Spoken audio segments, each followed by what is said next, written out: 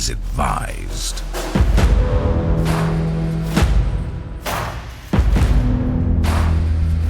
This is 10-Minute Murder.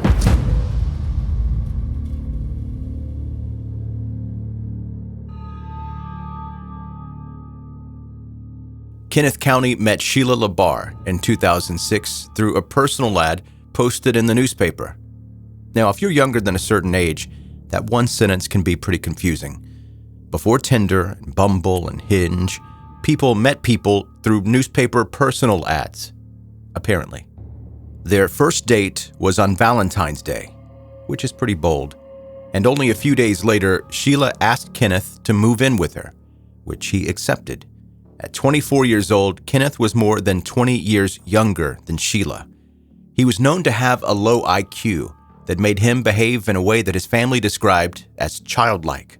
He didn't question why Sheila had asked him to move in so quickly with her. Instead, he was excited to start a new life with the older woman he was smitten with.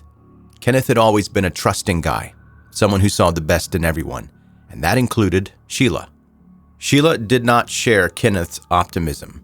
She spent her childhood being abused both physically and sexually by her father and his friends, and as an adult, she struggled to have normal relationships with others. She had been married and divorced several times, and when her most recent wealthy partner suddenly died, suspiciously, Sheila had inherited his farm in New Hampshire, the same farm where she'd invited Kenneth to live with her. The last time Kenneth was ever seen alive, he was in a wheelchair, being pushed through a nearby Walmart by Sheila. The store's employees who had met the couple before noticed that Kenneth was very pale and appeared to be ill, and that he had a large amount of bruises and cuts on his arms, hands, and face. Shortly afterward, Sheila phoned the local police station and played them a strange audio recording in which Kenneth appeared to admit that he was a pedophile. The police weren't convinced that this call was credible, but because they were familiar with Sheila and her erratic behavior, it did make them concerned for Kenneth's safety. Later that week, police arrived at Sheila's home to do a welfare check on Kenneth, but it was too late. Quote, "Sheila LaBarre took advantage of my son," Kenneth's mother said. "He was a kind, caring, gentle young man who could not socially defend himself. She was a master of evil who deliberately tortured him. Sheila LaBarre stripped my son of all of his dignity and self-worth, and in the end, she murdered him." When the officers arrived at the farm, they saw Sheila standing over a burn pile of garbage. The officers believed that they saw a large bone and maybe a pair of shoes in the pile, making them even more concerned for Kenneth. But when Sheila asked them to leave the property, they apparently had no choice. Without her consent, they couldn't investigate any further without a search warrant. Even though they had a reason to believe that she was currently in the process of disposing of human remains. They came back later with a warrant, but by then, Sheila had been able to destroy most of that evidence, and the large bone and sneakers were nowhere to be found. Investigators were faced with the task of searching Sheila's farm for evidence, all 115 acres of it. They found hundreds of rabbits running wild inside the house, which is weird, but not a crime, I guess. But they also located Kenneth's bone fragments, blood spatter in multiple rooms, a charred mattress covered in bloodstains, burnt hedge clippers and pruning shears, and a knife that had been partially melted in the fire. But when they drained the septic tank, they found a birth certificate belonging to a missing man, Sheila's previous boyfriend, Michael DeLoge, who had been last seen in 2005. She had attempted to get rid of this evidence by flushing it down the toilet. Like Kenneth, Michael had lived at the farm with Sheila. The last person to see him before his disappearance was a farmhand who had seen Michael being beaten by Sheila.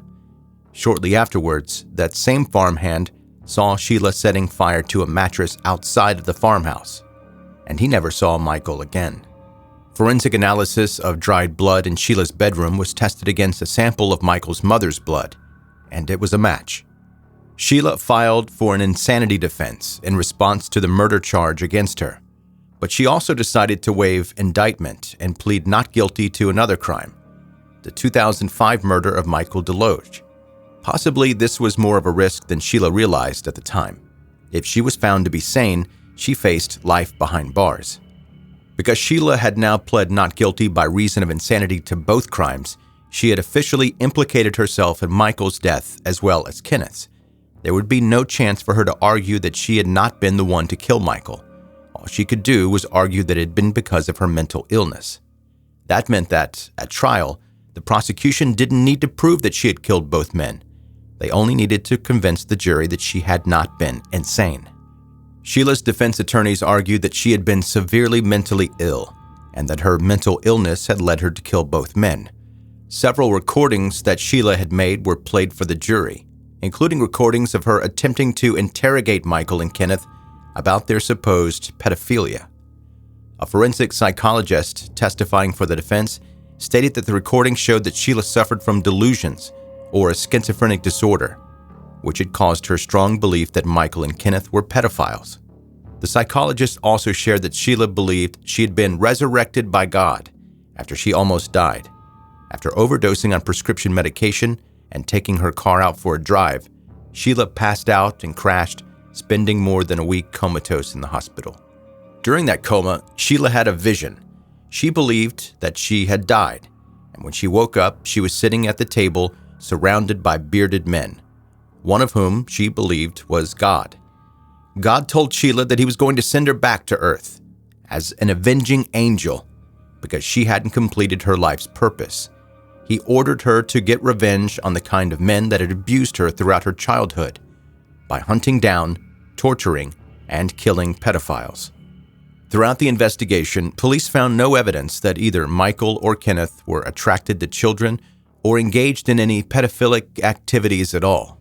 Sheila's defense attorneys used this as a part of their argument, insisting that there was no way that Sheila could have become convinced that both men were pedophiles if she were sane. The forensic psychologist for the state testified about his assessment of Sheila.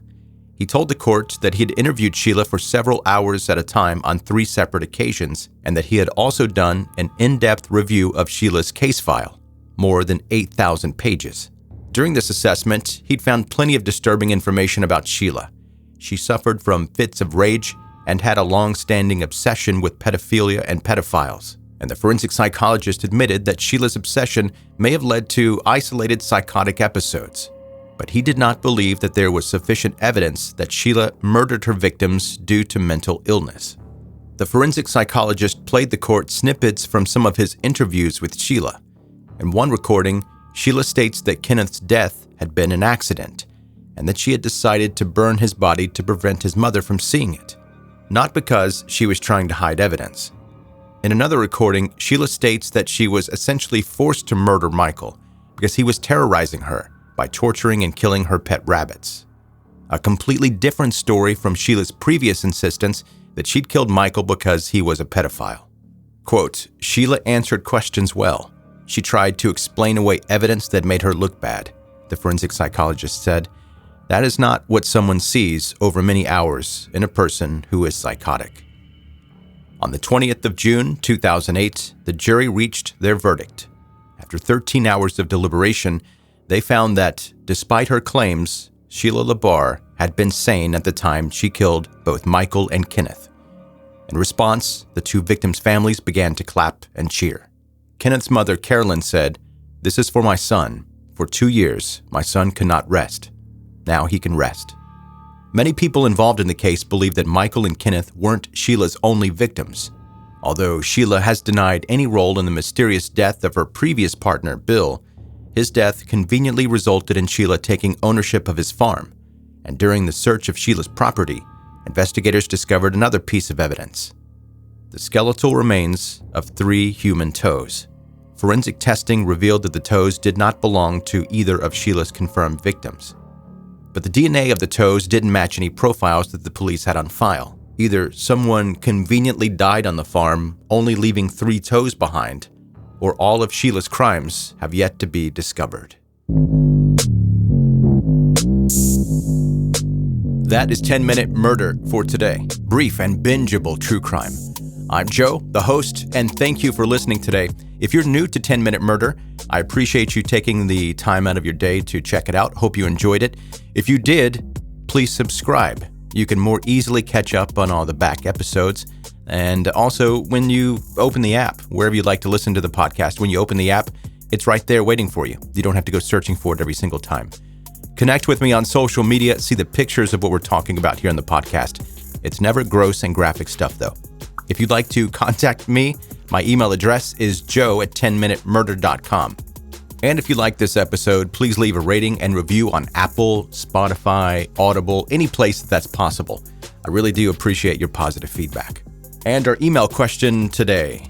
Joe, in your opinion, why do you think there were so many more known serial killers in the 70s, 80s, and even 90s than there are now? Macy in Lewisburg. And I tell you, Macy, I think it's because of technology and investigation techniques that are used by law enforcement. They're so much better than they were in the past.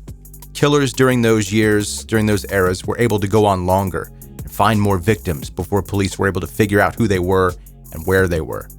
Now, I think that after one or two murders, technology has become so advanced that they get caught themselves. They do stupid things that make them get caught. There are obviously exceptions to that because you still hear about it from time to time. And many of those cases that you hear about are the serial killers that are targeting sex workers or addicts on the street. Those don't seem to get investigated with the same vigor as a missing white suburban housewife. But for the record, I'm no expert in the area of police investigation technology or techniques from then to now. So this is just me hazarding an educated guess based on the hundreds and hundreds of cases that I've read. Okay, that'll do it for this episode. Thank you so much for listening to 10 Minute Murder.